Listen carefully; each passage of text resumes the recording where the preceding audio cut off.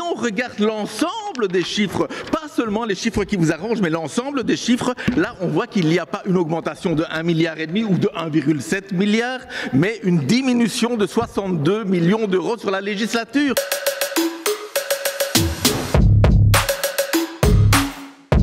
Monsieur le ministre, le développement du rail, c'est un des leviers fondamentaux aujourd'hui puisque ça répond à la fois à des enjeux sociaux importants, à des enjeux environnementaux, c'est pas à vous que je dois le dire, à des enjeux de mobilité.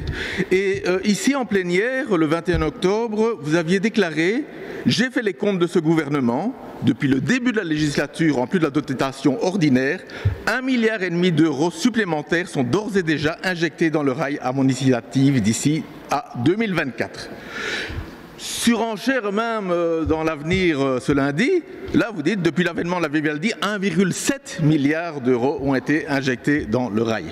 Et donc lors des débats budgétaires en commission finances, je me suis penché justement sur ces chiffres. J'ai cherché votre 1,5 milliard. Et j'ai pas trouvé. Et du coup, j'ai demandé à la secrétaire d'État au budget, Eva de Bleker, de me fournir un tableau récapitulatif de tous les mouvements pour le rail. Et le voici ce tableau. Et qu'est-ce qu'on voit dans ce tableau? Eh bien, c'est que il n'y a pas 1,5 milliard en plus. Il y a même une diminution de 21 millions d'euros sur le budget 2022 et sur la législature, moins 62 millions d'euros. Alors voilà, vous dites 1,5 milliard en plus, je vois 62 millions d'euros en moins.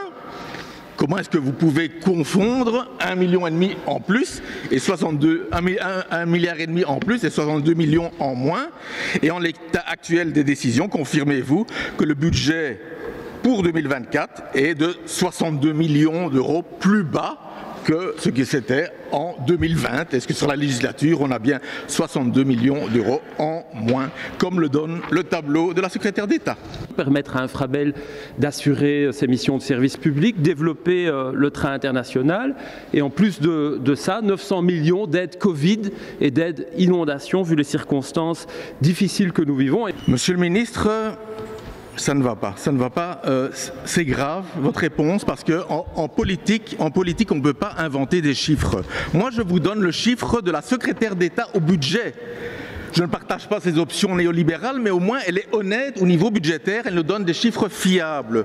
Vous venez avec un écran de fumée, vous venez d'abord avec 900 millions d'euros qui sont des aides pour le rail, pour le Covid et les inondations. Je ne vois pas du tout en quoi ça va développer le rail, mais surtout vous tenez compte, vous venez avec les montants positifs, mais vous ne venez pas avec les montants négatifs. Et si on regarde l'ensemble des chiffres, pas seulement les chiffres qui vous arrangent, mais l'ensemble des chiffres, là on voit qu'il n'y a pas une augmentation de 1,5 milliard ou de 1,7 milliard, mais une diminution de 62 millions d'euros sur la législature. Ça, c'est le tableau de Bleker. Alors, vous pouvez remettre en question les chiffres de la secrétaire d'État au budget, mais moi, j'ai plus tendance à la croire, elle, que vous, dans le cas présent, monsieur le ministre.